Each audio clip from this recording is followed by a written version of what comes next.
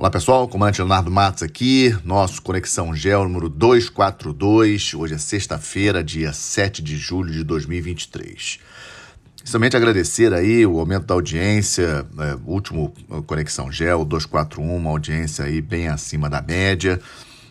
Lógico que muitas preocupações em relação ao motim, né, a rebelião lá na Rússia, acredito que isso tenha sido aí o fator aí que impulsionou muita gente a escutar o 241, espero que continuemos aí nessa rede aí de pessoas acreditando aí no meu trabalho, e também agradeço pelos likes, pelos comentários aí no YouTube e também nas redes sociais. Muita coisa para falar para vocês hoje também, e eu coloquei aqui na minha primeira notícia as instabilidades ocorridas na França e em Israel. Até ontem mesmo ainda estava recebendo aí notícias de WhatsApp em relação aos problemas ocorridos na França, então trago ele como primeira notícia. Já começo dizendo que a situação na França já está estabilizada. Teve muita gente me perguntando ontem como que estava realmente a situação na França. A situação no país já está estabilizada, mas quando que ela começou? Ela começou na terça-feira da semana passada, quando um jovem francês de 17 anos, o Naël Merzouk, que é filho de pais argelinos, norte da África, muçulmano, ele acabou sendo morto por um policial francês num evento de trânsito. Ele fugiu quando dois policiais intervalaram o carro que ele estava dirigindo, e ele tentou fugir, e ele acabou sendo baleado e veio à morte. Ou seja, o interessante nessa situação é que, obviamente, muito triste qualquer morte, o rapaz não tinha nenhuma arma dentro do veículo.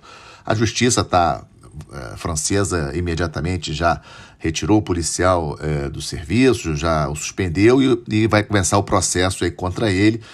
E só para vocês terem uma ideia em termos de como isso aí é complexo, os advogados que estão aí do lado da família do jovem vão processar o governo francês, polícia francesa, etc. Mas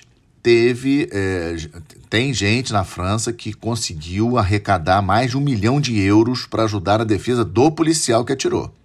Vejam como a questão ela é complexa. E a partir desse evento que aconteceu na terça-feira da semana passada, os protestos começaram a acontecer. O evento aconteceu inicialmente, a morte do jovem foi em Paris, o estopim, a violência inicial foi no bairro de Nanterre, lá em Paris, onde aconteceu, de onde era o jovem, mas isso se espalhou pela França de uma maneira impressionante, né? Vimos cenas aí, especialmente na segunda cidade francesa, cidade de Marseille, de muita violência, muita destruição de carros, de lojas, ônibus, que assustou bastante gente. Cerca de 45, 50 mil policiais franceses foram mobilizados, e milhares de franceses foram presos em função desses protestos. A coisa ficou tão fora de controle que o presidente da França, o presidente Macron, ele teve que sair da reunião de chefes de Estado da União Europeia na última sexta-feira, que estava ocorrendo lá na Bélgica. Ele teve que voltar a Paris para uma reunião de emergência e cancelou a sua viagem, que começaria no domingo, dia 2, uma visita de Estado à Alemanha, que é uma visita especial. Há 20 anos que o presidente francês não é recebido numa visita de Estado na Alemanha. Seria uma visita de 3 dias, ela foi cancelada, foi postergada, não tem data ainda para acontecer novamente, para vocês terem uma ideia do tamanho do problema. Macron, inclusive, culpou as redes sociais, culpou jogos eletrônicos, né, tentando justificar, e chegou até a falar em termos de limitar o acesso à internet para tentar acalmar, digamos assim, as mobilizações que estavam ocorrendo. Me lembrou muito a questão daquela Primavera Árabe de 2011, que explodiu em vários países, e começou por um evento da morte de um fruteiro na Tunísia, que ateou fogo ao próprio corpo em protesto em relação aí ao governo local e à polícia, que insistia em roubá-lo efetivamente, cobrando propina dele, e esse fruteiro lá em 2011. A morte desse fruteiro acabou ocasionando aí uma explosão de violência em vários países e queda de ditadores na Tunísia, no próprio Egito. Ou seja, vejam que às vezes um evento, o que ele pode levar. Mas a questão principal é por que tanta violência em função da morte desse jovem? Temos que levar em consideração a questão da desigualdade social, não apenas na França, mas no mundo todo, na Europa, questão do racismo que realmente acontece na sociedade francesa, mas não apenas na sociedade francesa, isso também é muito sério, né? Então, lembrar que o jovem era muçulmano e africano, de origem africana. Era francês, nascido na África, nascido na França, mas pais argelinos. Então, é uma questão muito séria e isso vai acontecer de novo, infelizmente, né? Se as pessoas não discutirem essa questão, não apenas na França, mas em outros países, a questão da desigualdade socioeconômica, essa questão do racismo, isso vai acontecer novamente. E a outra violência que trago para vocês, essa semana, segunda-feira, as forças de segurança de Israel entraram no campo de refugiados palestinos de Jenin e foi, assim, uma violência muito grande. 12 palestinos mortos, um militar israelense acabou também vindo a óbito, muita destruição. As forças de segurança de Israel entraram para desmantelar instalações terroristas dentro do campo de Jenin, segundo as informações do governo de Israel, mas muita violência, o que gerou muitas cenas assim ruins, digamos assim, para a imagem do governo israelense. E a coisa ficou tão forte que na terça-feira, dia 4, um palestino jogou um carro lá em Tel Aviv sobre um grupo de pessoas na calçada, ferindo várias pessoas, 3 gravemente, e ele acabou sendo alvejado por um policial israelense e veio à morte esse palestino. Vejam só essa violência, isso aconteceu na segunda-feira e na terça-feira em Israel. Terça-feira à noite já foi diminuindo, o secretário-geral da ONU, inclusive, pediu a Israel para reduzir o grau de violência, para sair do campo de Jenin.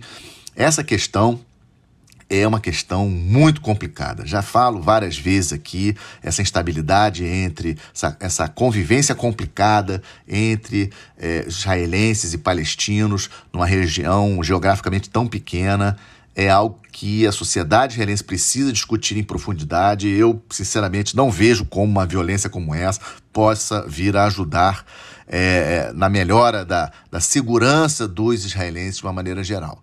Também entra aí a questão da desigualdade socioeconômica, ou seja, existem outras questões, não apenas religiosas, mas também questões econômicas. Ou seja, tanto essa questão na França, como essa questão em Israel, Palestina, mostra que o mundo não está tenso apenas pela guerra na Ucrânia, pelas questões lá entre China e Estados Unidos, ou seja, temos muitos outros problemas acontecendo e num momento em que a ONU está muito desvalorizada, fragilizada, precisando efetivamente ser reestruturado, especialmente o seu Conselho de Segurança. O Conselho de Segurança da ONU, com 5 membros permanentes escolhidos ao final da Segunda Guerra Mundial, isso não cabe mais. Isso precisa ser efetivamente discutido pelos países como um todo e ser modificado numa tentativa de valorizar o órgão multilateral que existe no nosso planeta. Vamos ver, vamos seguir acompanhando.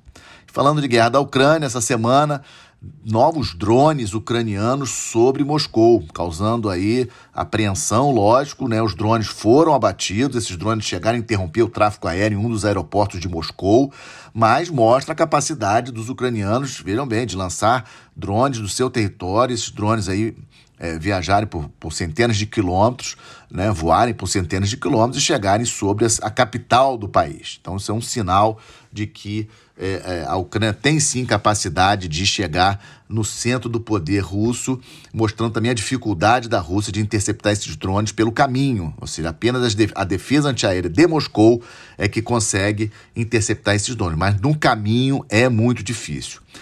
Em relação à questão lá do Grupo Wagner, do motim, digamos assim, da rebelião ocorrida, ontem o presidente da Bielorrússia, o Alexander Lukashenko, informou que o Prigozhin, você lembra, o líder do Grupo Wagner, que estava na Bielorrússia, não está mais.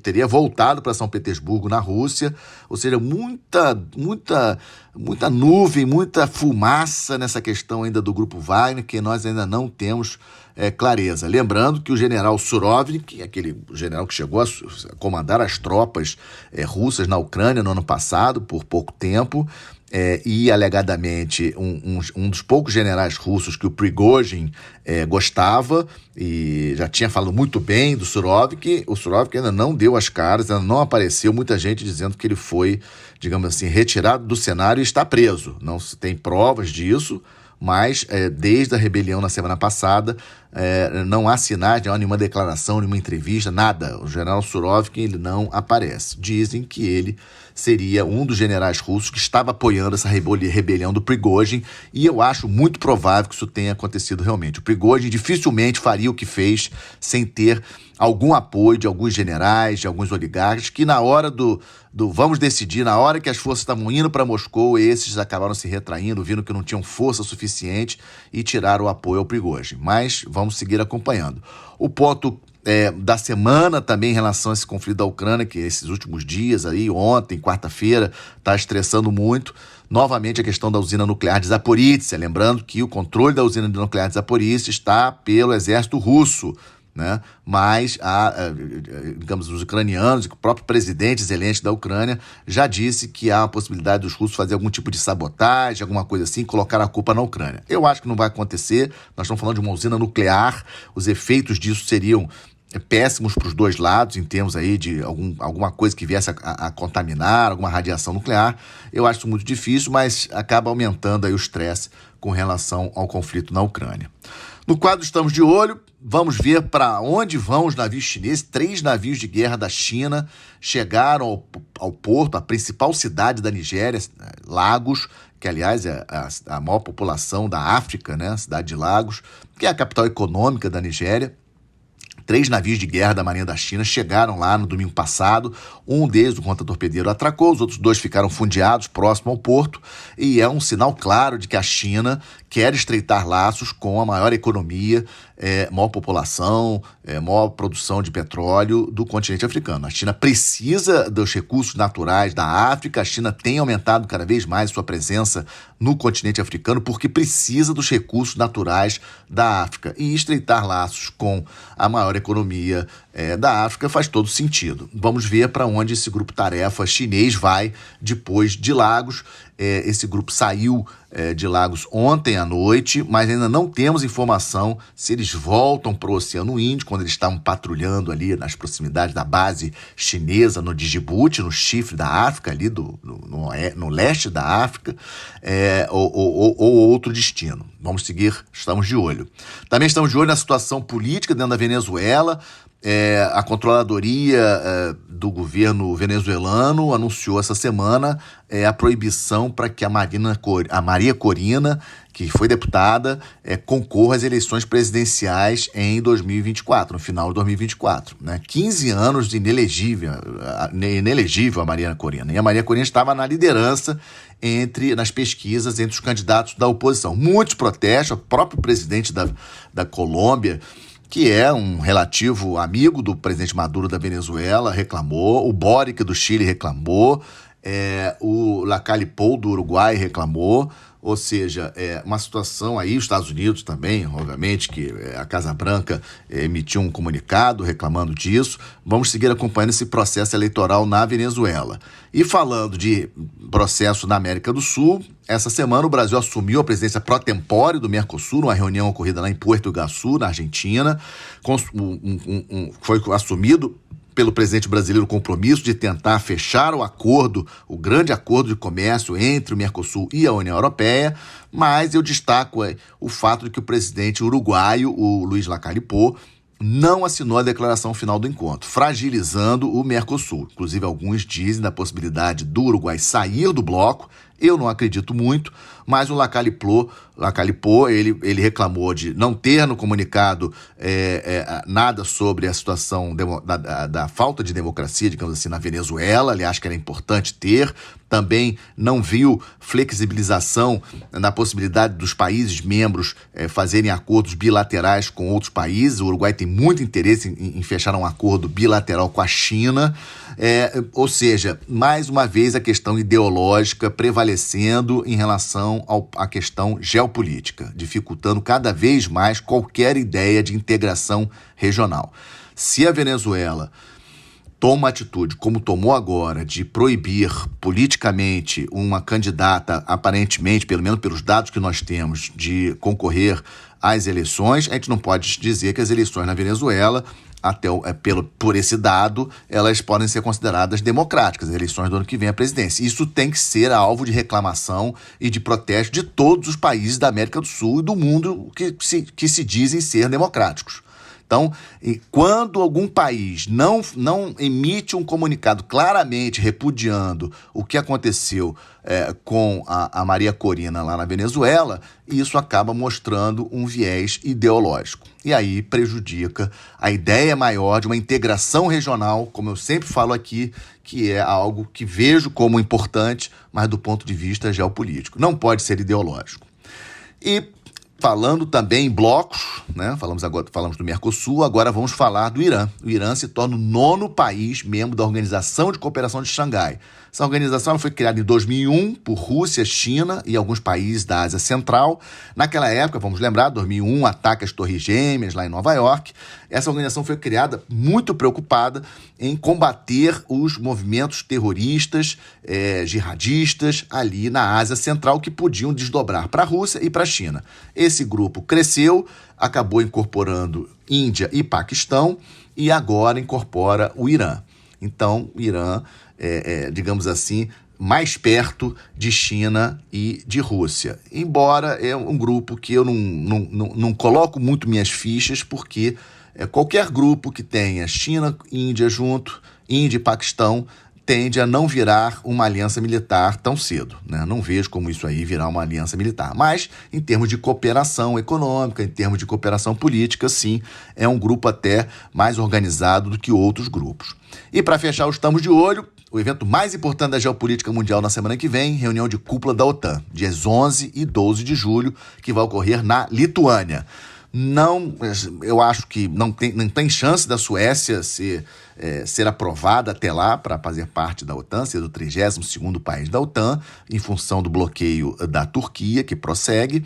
E também veremos nessa reunião, digamos assim, a confirmação de mais um ano do secretário-geral, o norueguês Jens Stoltenberg, como secretário-geral da OTAN, porque não foi encontrado outro candidato à altura para ficar à frente da maior aliança militar do planeta no momento aí de guerra ali na Europa, ou seja, no momento que a OTAN está protagonista, né, junto à Ucrânia contra a Rússia. Então, Stoltenberg, mais um ano, fica até 1º de outubro de 2024, a princípio. E fechando, boas notícias, balança comercial registrou um superávit nesse primeiro semestre, 45 bilhões de dólares, um recorde, nunca tivemos um superávit comercial desse valor, a diferença entre exportações e importações é sim uma boa notícia, mas temos que ter cuidado porque a corrente de comércio, que é a soma de exportação e importação, caiu em relação ao ano passado em 2,4%. Isso mostra que, na verdade, tivemos uma redução nas nossas importações, o que reflete aí poucos investimentos na nossa indústria. É algo para nós ficarmos atentos. Mas, de qualquer maneira, não deixa de ser uma boa notícia. Esse valor de superávit comercial é bom para as contas brasileiras, esse valor de 45,5 bilhões de dólares. Com isso, fecho nosso mais um Conexão Geo, agradecendo mais uma vez vocês. Se gostaram, deixem um like, façam um comentário lá, que sempre ajuda a impulsionar o canal, compartilhem com os amigos. Muito obrigado pela confiança de vocês, um excelente final de semana.